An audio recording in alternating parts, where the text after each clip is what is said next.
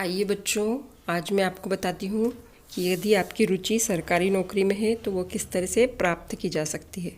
सरकारी नौकरी प्राप्त करने के लिए आपका अपने विषय पे बहुत अच्छा कमांड होना चाहिए। आपको बारीक बारीक चीज़ें सब अच्छे से पढ़ना है, क्योंकि आजकल बहुत कंपटीशन बढ़ गई है और आपको एग्ज़ाम भी देनी पड़ती है। पहले के ज़माने अब नहीं है कि आराम से नौकरी लग जाती थी, तो आपको सब तैयारी करनी है। तो रोज़ की जानकारी होनी चाहिए, देश दुनिया में क्या चल रहा है, इसलिए समाचार सुनते रहें और अच्छी अच्छी किताबें पढ़ें। जनरल नॉलेज का पूरा अच्छा से ज्ञान होना चाहिए।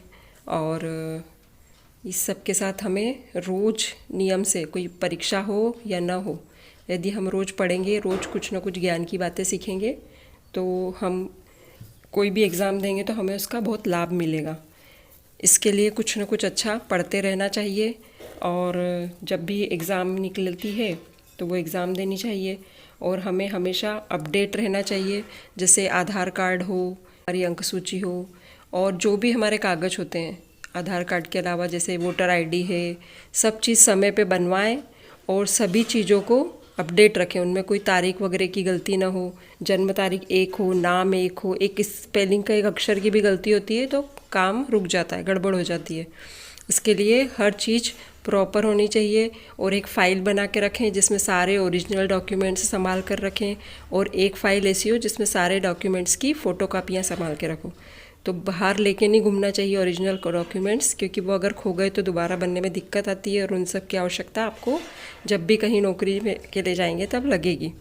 तो फ़ोटो कापी की सारी की जब भी कहीं ज़रूरत हो तो आप फ़ोटो कापी की पूरी फ़ाइल लेके घूम सकते हो, और फ़ोटो कापी करवा के रखना चाहिए हमेशा।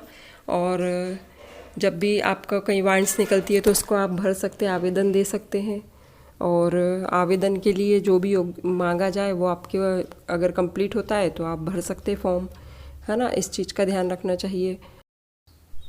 सरकारी नौकरी ही 10वीं के बाद भी लगती है, 12वीं के बाद भी लगती है, स्नातक के बाद भी लगती है। स्नातक मतलब ग्रेजुएशन, है ना, बीए बीएससी जो करते हैं। और स्नातकोत्तर मतलब पोस्ट ग्रेजुएशन के बाद भी लगती है। सभी नौकरियां अपनी अपनी योग्यता के अनुसार लगती है। जितनी पढ़ाई करोगे उस हिसाब के पद मिलते जाते हैं। इसलिए प्रयास यही करें कि अपनी पढ़ाई अच्छे से पूरी करें, उसके बाद ही नौकरी का प्रयास करें। और यदि आपको शिक्षक बनना है तो उसके लिए बीएड बीटीआई करना होगा। 12वीं के बाद बीटीआई कर सकते हैं और स्नातक के बाद बीएड कर सकते हैं, जिससे आपको सरकारी नौकरी मिल सकती है शिक्षक की। और शिक्षक की सरकारी नौकरी नहीं भी मिले तो प्राइवेट में भी ये सब आजकल आवश्यक हो गया है। और ये प्रण ले लें कि हमें तैयारी करनी है पढ़ाई परीक्षा की, कि हमें जो भी कंपटीशन एग्ज़ाम दे उसमें पास होना है, तो आपको रोज़ नियमित उसका अध्ययन करना होगा, अन्यथा एक दिन में पढ़ के पास नहीं हो सकोगे। इसलिए रोज़ तैयारी करें। और आजकल ऑनलाइन क्लासें भी बहुत सारी चलती है, उनसे सीखें। और अपनी जो मैंने पहले ही बताया कि अपनी कोई भी डॉक्यूमेंट्स और जो भी दस्तावेज हमारे वो बिल्कुल कंप्लीट होकर रखे होने चाहिए फाइल में, उनमें किसी भी तरह की मिस्टेक नहीं होनी चाहिए। और रोज़गार पंजीयन करवा लेना चाहिए 12वीं के बाद, है ना। 12वीं पढ़ने के बाद रोज़गार कार्यालय हैं, वो ऑनलाइन भी पंजीयन होता है और वहाँ जाके भी करवा सकते हैं। तो अगर कोई आपके लायक नौकरी निकलती है तो आपको मैसेज करते हैं। और इस तरह से हमें अपडेट रहना चाहिए, मतलब कोई भी मिस्टेक ना हो। और 18 के होने के बाद वोटर आईडी बनवा लें, ड्राइविंग लाइसेंस अगर आवश्यक हो तो वो बनवा लें। ये सब तो हो गया हमारा कि हमें क्या क्या तैयारी रखनी है और हमें कैसे प्राप्त करनी है नौकरी, ये सब हो गया जानकारी। अब एक और चीज़ बताती हूँ कि सरकारी नौकरी आपके भाग्य में है या नहीं, ये कैसे देखेंगे। देखो, अगर मैं भाग्य में बता रही हूँ मतलब भाग्य में नहीं है, ये तो संभव ही नहीं यदि आप मेहनत करो तो। लेकिन कभी कभी बिना मेहनत के भी हम देखते हैं कि किसी किसी की नौकरी लग जाती है। तो वो कैसे लगती है, उसके लिए हाथ में एक रेखा होती है, हमारी जो तर्जनी उंगली और बीच की उंगली, उन दोनों के बीच में, सब अपने अपने हाथ में देखना। वो रेखा अगर सीधी सीधी दिखाई दे रही है आपको अच्छे से, इसका मतलब है कि आपका सूर्य तेज है और आपको सरकारी नौकरी मिल सकती है। पूरी संभावना उसके लिए, अगर ऐसा है तो आप और मेहनत करें और उसको ज़रूर प्राप्त करें। सरकारी मतलब सरकारी लाभ मिलता है किसी भी तरह का। कोई नेता बन जाता है ना, सरकार में कोई पढ़ाई करके अधिकारी बन जाता है, कोई नौकरी प्राप्त कर लेता है, इस तरह से।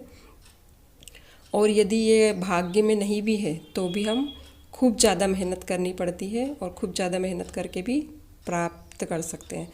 अपने हाथों की लकीरों को हम खुद बना सकते हैं, ये भी कहते हैं।